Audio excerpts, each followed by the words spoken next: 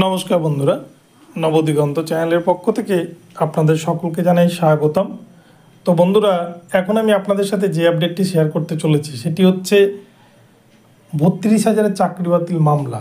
যে মামলা কিন্তু ডিভিশন বেঞ্চে রয়েছে, সেই চাকরি বাতিল মামলায় এখনও পর্যন্ত কেন এই মামলা নিষ্পত্তি হচ্ছে না, এই মামলা কেন উঠছেই না এজলাসে, এই প্রসঙ্গে আপনাদের সাথে বিস্তারিত জানাতে চলেছি যে এই মামলায় ঠিক কী ঘটেছে, নাকি এই মামলা পুরোপুরি সিটিং হয়ে গেল, কি বৃত্তান্ত, কি বিষয়, সমস্ত কিছু জানাবো। তবে তার আগে বলে, যারা প্রথমবার চ্যানেলটি দেখছেন আপনারা অবশ্যই চ্যানেলটিকে সাবস্ক্রাইব করে নেবেন এই ধরনের আপডেট সবার আগে সর্বপ্রথমে পাওয়ার জন্য। তো চলুন তাহলে আমরা বিস্তারিত আপডেটটি আবার দেখে নিই।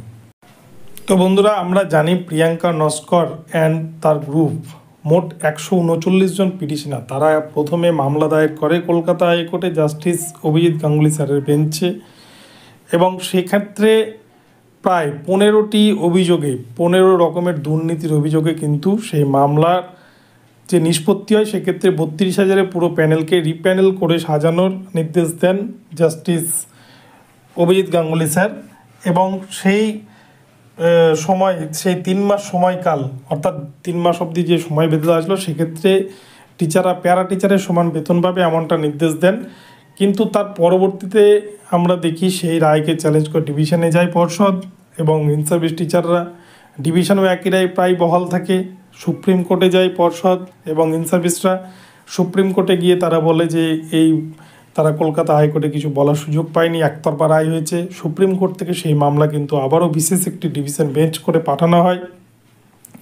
তারপরে সব বেঞ্চ পরিবর্তন করে আমরা সেই মামলাটিকে এখন জাস্টিস হরিশ টন্ডন স্যার এবং প্রসেনজিৎ বিশ্বাস স্যারের বেঞ্চে দেখেছি। এই মামলা কিন্তু বেশ কয়েকবার মেনশন করানো হয়েছে বিশেষ ডিভিশন বেঞ্চে, কিন্তু মামলাটির নিষ্পত্তি এখনও পর্যন্ত হচ্ছে না।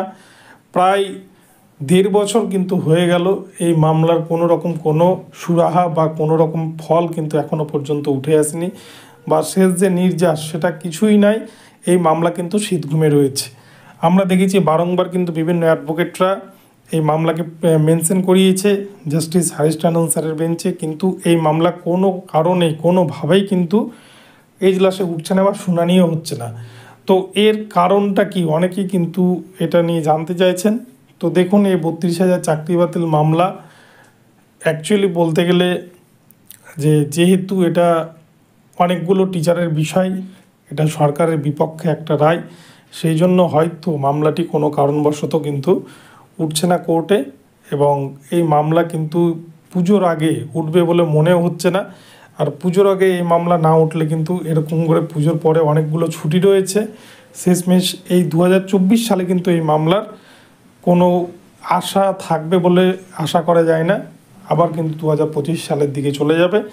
তো এই 32,000 চাকরি বাতিল মামলা, এক কথায় বলতে গেলে এই মামলার ভবিষ্যৎ কিন্তু, বা যা বঞ্চিত ক্যান্ডিডেট রয়েছেন সকলেই কিন্তু এই মামলার দিকে তাকিয়ে রয়েছে, কিন্তু এই মামলায় কোনো নিষ্পত্তি করছে না, বা প্রাথমিক শিক্ষা পর্ষদ চাইছে না যে এই মামলার কোনো নিষ্পত্তি হোক। কেননা এই মামলা নিষ্পত্তি হলেই তাদেরকে কিন্তু বঞ্চিতদেরকে নিয়োগ দিতে হবে। কেননা আমরা দেখেছি বারংবার 5% অ্যাডিশনাল প্যানেল আটকে রয়েছে এই মামলার কারণে। কেননা যখনই কোনো পিটিশনারদের রায় হতে যায়, বিচারপতি রায় লিখতে যায়, তখনই কিন্তু পর্ষদের আইনজীবী লক্ষ্মীকান্ত বাবু তিনি বলে দেন যে যেহেতু 32,000 চাকরি বাতিল হয়ে রয়েছে, তাই নতুন করে কোনো চাকরি দেওয়া সম্ভব নয়, তাই ওই মামলাটা মিটলেই চাকরি দেওয়া যাবে, এরকম একটা বিষয় উত্থাপন করেন। আর তারপরেই কিন্তু সেটা আটকে যায়। তো সেই জন্যে পর্ষদ যেহেতু চাইছে না, তারা ডিলে করতে যায়, সেই জন্য কিন্তু এই মামলা কোনোভাবেই শুনানির জন্য উঠছে না।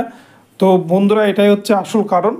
তো আপনাদেরকে জানালাম। ভিডিওটি ভালো লাগলে চ্যানেলটিকে সাবস্ক্রাইব করে দেবেন, আর এই ধরনের আপডেট প্রতিনিয়ত পেতে আমার চ্যানেলটিকে ফলো করতে থাকুন। ধন্যবাদ সকলকে, সকলে ভালো থাকবেন। দেখা হচ্ছে পরবর্তী ভিডিওতে।